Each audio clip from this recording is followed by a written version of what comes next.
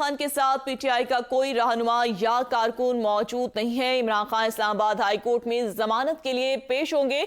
दूसरी तरफ national crime agency तहकीकात 190 मिलियन पाउंड स्कैंडल केस में बुशरा बीबी की जमानतों की दरख्वास्त पर समाअत भी आज होगी।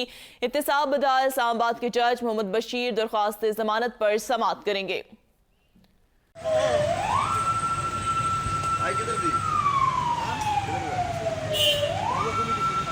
भाई पीछे हटना भाई, सामने जाके होना।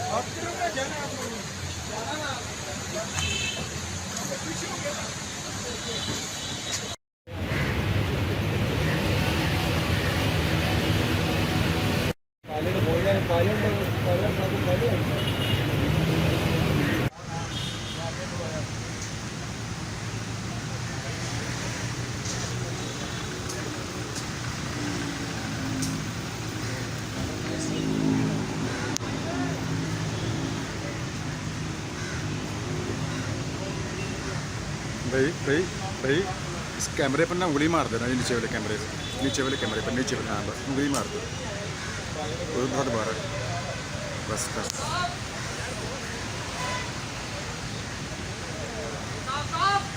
ओ यार की हो गया ताम मसला बन रहा था लिए